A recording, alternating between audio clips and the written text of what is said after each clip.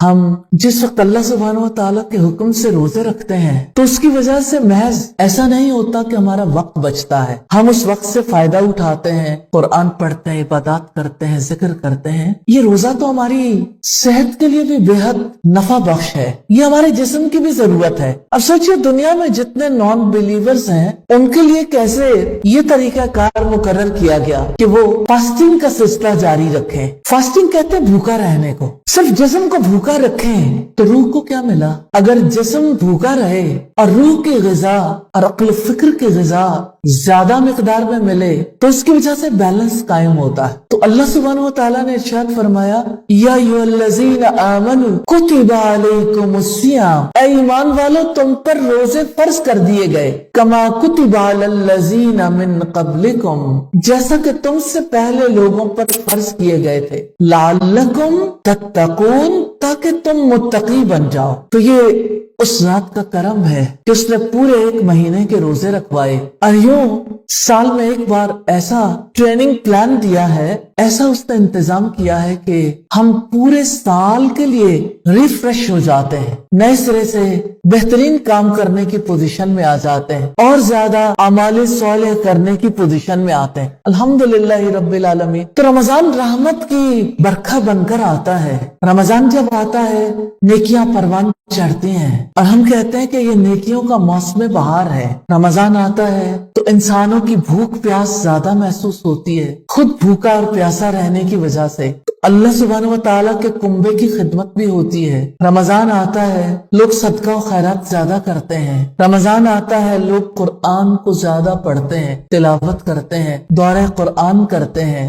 رمضان آتا ہے تو راتوں کو قیام ہوتا ہے، یعنی تراویح میں ہم قرآن مجید کو سنتے ہیں، قرآن مجید کو پڑھتے ہیں۔ رمضان آتا ہے تو ذکر زیادہ ہوتا ہے۔ رمضان کی سحری، رمضان کی افطاری، دونوں اوقات ایسے ہیں جن میں ساری فیملی اکٹھی ہوتی ہے اور آپس کے تعلقات زیادہ مضبوط ہوتے ہیں، اور سب ایک وقت پہ کھانا پینا چھوڑتے ہیں، ایک وقت پہ کھانا پینا شروع کرتے ہیں، ڈسپلنڈ ہو جاتے ہیں۔ رمضان کتنی بڑی تربیت ہے۔ رمضان کی وجہ سے روحانی زندگی سے آپ خاندانی زندگی تک دیکھیں، خاندانی زندگی سے معاشرتی زندگی تک دیکھیں، رمضان کے اثرات بڑے گہرے ہیں۔ رمضان آتا ہے تو کیسے ہم ایک دوسرے سے محبتیں بانٹتے ہیں، کیسے ایک دوسرے کا خیال کرتے ہیں، ہر کسی کے دل میں ہمدردی کے جذبات پروان چڑھتے ہیں۔ رمضان برکتوں والا مہینہ ہے، رمضان خیر والا بھلائی والا مہینہ ہے،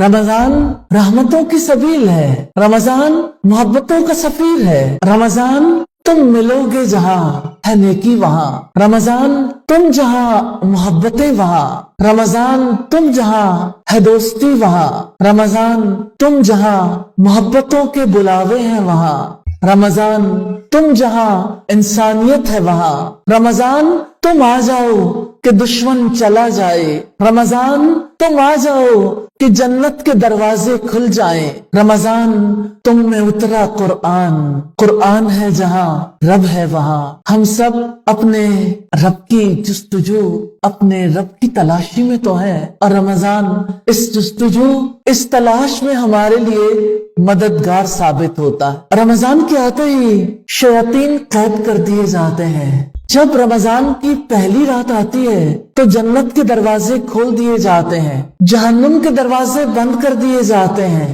سرکش شیاطین کو قید کر دیا جاتا ہے، نیکیوں کی رغبت بڑھا دی جاتی ہے، بدیوں کی رغبت کم کر دی جاتی ہے۔ رمضان کا موسم انسانوں کے لیے کس قدر خیر و بھلائی والا ہے۔ رمضان رحمت، مغفرت اور جہنم کی آگ سے آزادی کا پیغام لے کر آتا ہے۔ رمضان کی آمد انسانوں کے دلوں میں نیکیوں کا شوق جگا دیتی ہے، محبتوں کے بلاوے بڑھ جاتے ہیں۔ رمضان تم آ جاؤ کہ اپنے رب کی خاطر بھوک کو چکھیں، رمضان تم آ جاؤ کہ اپنے رب کی خاطر پیاس کو برداشت کرنے کی لذت پائیں، رمضان تم آ جاؤ کہ تمہارے استقبال کے لیے ہم دیدہ و دل واقعے بیٹھے ہیں۔ رمضان کی آمد دلوں کے اندر خوشیاں بھر دیتی ہے۔ ہر جگہ مسلمان رمضان کا چاند دیکھنے کے لیے بے قرار نظر آتے ہیں۔